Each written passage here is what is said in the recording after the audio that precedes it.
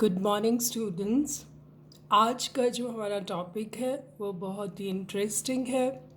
Crowding out and effectiveness of fiscal policy. आपने crowding out effect macroeconomics में भी पढ़ा होगा। आज हम उसका इफेक्ट फिस्कल पॉलिसी से उसका क्या रिलेशन है हम वो देखेंगे। क्राउडिंग आउट इफेक्ट के बारे में बहुत ही एक कंट्रोवर्शियल इशू है मैक्रो इकोनॉमिक्स का, which has immense effect on the fiscal policy of a government. जैसा कि आप सभी जानते हैं कि जो ग्रेट डिप्रेशन आया था 1929 का, उस वक्त जो वर्ल्ड की इकोनॉमीज थी उन्होंने कैपिटलिस्ट इकोनॉमी में specially a sharp fall in their GDP देखने को मिला, और दूसरा इनवॉलेंट्री अनएम्प्लॉयमेंट। ऐसा कहा जाता है कि लगभग 25% of labour force was unemployed at that time. ऐसे में कीन्स एक 1936 में एक रिवोल्यूशनरी बुक पब्लिश करते हैं, a general theory of employment of increase interest and money. Keynes इसमें he has brought a fundamental and drastic change in economic thinking that his macroeconomic analysis has earned the name Keynesian Revolution, जिसको हम Keynesian Revolution के नाम से जानते हैं। और वो एक नई थ्योरी प्रस्तुत करते हैं वो उनका कहना है कि गवर्नमेंट को ऐसे टाइम पर जब साइक्लिक अनबैलेंस हो इकोनॉमी में, तो द गवर्नमेंट शुड इंटरफेयर, उसे करेक्ट करने के लिए मार्केट में उतरना चाहिए। विस्तारवादी नीति से ही वो इन साइक्लिक अनबैलेंसेस को सॉल्व कर सकती है।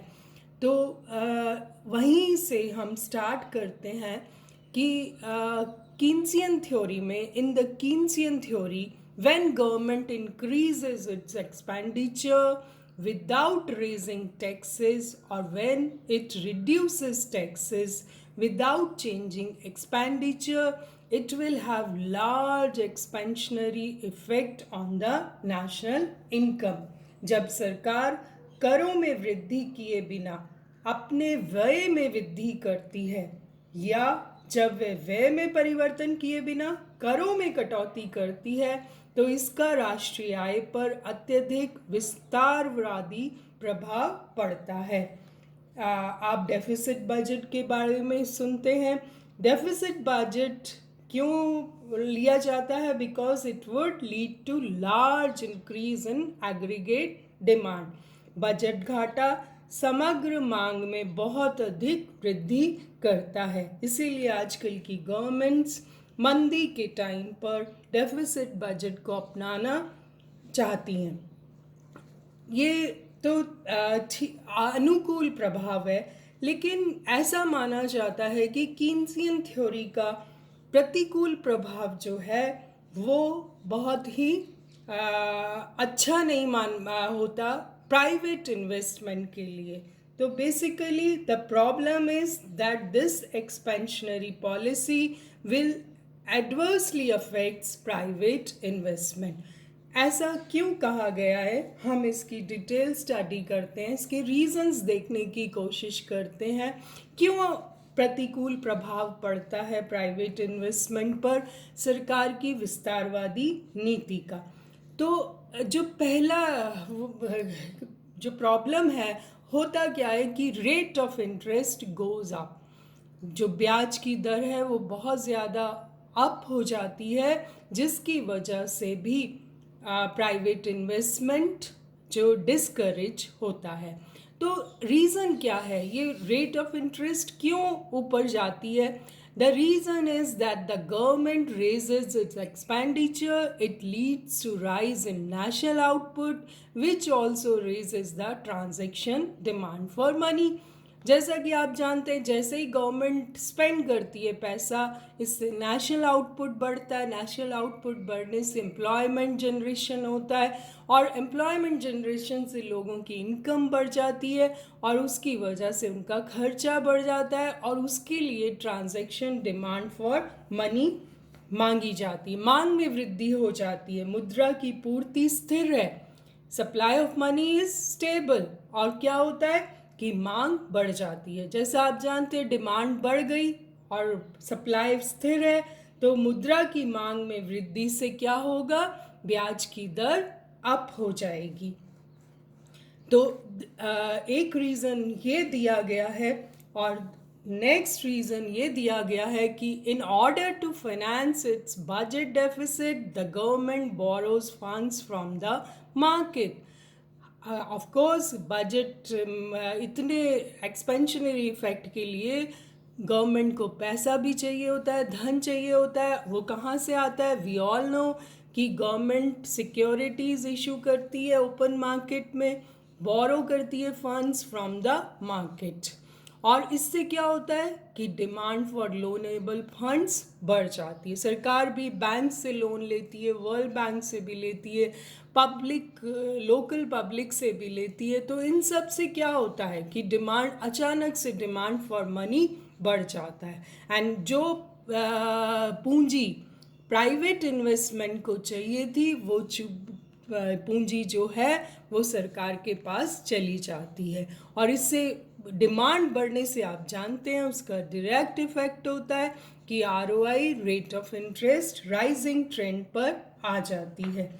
और इंक्रीज्ड आरओआई का क्या है कि it will discourage private investment. If, अब ये डिपेंड करेगा कि कितना इफेक्ट करेगी। If investment demand is interest elastic, it will retard new investment adversely. So fiscal policy of budget deficit will crowd out private investment.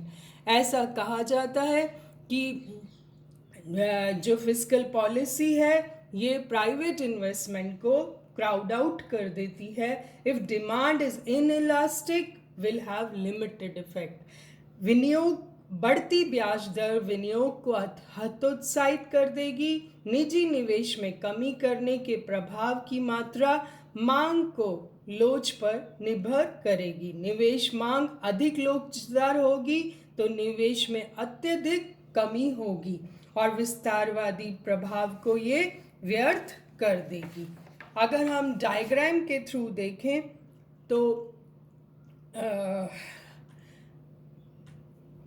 magnitude of crowding out weakens the effectiveness of fiscal policy. हम देखते हैं कि economy हमारी equilibrium पर है at y1 level of income, aggregate demand is C+I1 + G1 पर है, और ये फुल एम्प्लॉयमेंट लेवल नहीं है। फुल एम्प्लॉयमेंट लेवल से पहले ही इकोनॉमी इक्विलिब्रियम पर है E1 पर। अब y1 level of output at E1 equilibrium. अब क्या होता है कि government raises it's expenditure from G1 से G2 कर देती है, और AD curve shifts to C+I1 + G2 ऊपर चला जाता है। इसकी वजह से एग्रीगेट डिमांड कर्व नया इक्विलिब्रियम आता है E3 पर at y3 level of national income. The increase in output will also depend on the multiplier effect. गुणक का जो भी होगा उस पे डिपेंड करेगा कि ये कितना इंक्रीज करता है। हम देखते हैं कि ये E1 से ये एकदम से E3 पर चला जाता है। अब इसका इफेक्ट अगर हम देखें तो इंटरेस्ट रेट पर क्या फ़र्क पड़ता है। जैसे ही गवर्नमेंट की डिमांड बढ़ जाती है, रेट ऑफ इंटरेस्ट R1 से R2 हो जाता है, और प्राइवेट इंटरेस्ट आपको पता है इसका डायरेक्ट इफेक्ट इन्वेस्टमेंट पे होता है।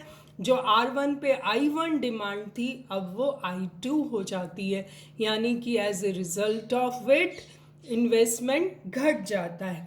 तो हम देखें कि जो हमारा C+I1 + G2 था वो नीचे खिसक आता है, E3 से E2 लेवल पर हमारा इक्विलिब्रियम आ जाता है, C+I2+G2, और उसकी वजह से नेशनल इनकम Y3 से कितनी आ जाती है, Y2 पर आ जाती है। तो नया इक्विलिब्रियम कहाँ आता है, E2 पर।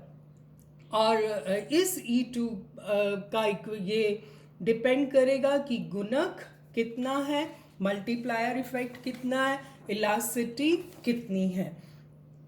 तो I का स्तर जो है वो Y2 पर आते ही अब हम इसे कैसे डिस्क्राइब करेंगे। क्राउडिंग आउट क्या हुआ कि जो प्राइवेट इन्वेस्टमेंट Y3 से Y2 पर आ गया, इस इफेक्ट को हम क्या कहेंगे, जो कम हो गया है, this is actually the crowding out effect.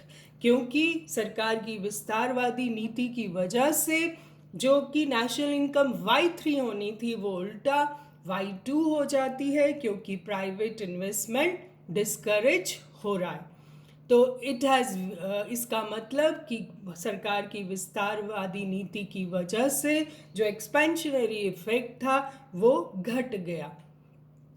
लेकिन ये जो आर्ग्यूमेंट कीन्सियन इकोनॉमिस्ट देते हैं, उनका कहना है कि सरकार जो विस्तारवादी नीति अपनाती है उसकी वजह से क्या होता है कि एग्रीगेट डिमांड बढ़ जाती है for goods and services through multiplier effect, और this rising AD improves the investment climate in the country. जैसा कि आप जानते हैं इन्वेस्टमेंट MEC पे डिपेंड करता है, और जब बहुत ज़्यादा डिमांड बढ़ती है गुड्स एंड सर्विसेज की, तो it is a favourable sign for the entrepreneurs, और उनके एक्सपेक्टेशंस बढ़ जाते हैं और वो हायर इन्वेस्टमेंट करते हैं। ऐसा आर्ग्यूमेंट कीन्सियन इकोनॉमिस्ट के द्वारा दिया गया। जबकि वास्तव में जब सरकार विस्तारवादी नीति अपनाती है तो मांग में वृद्धि से विनियोग के वातावरण में सुधार कर देती है और निवेश दर बढ़ जाती है।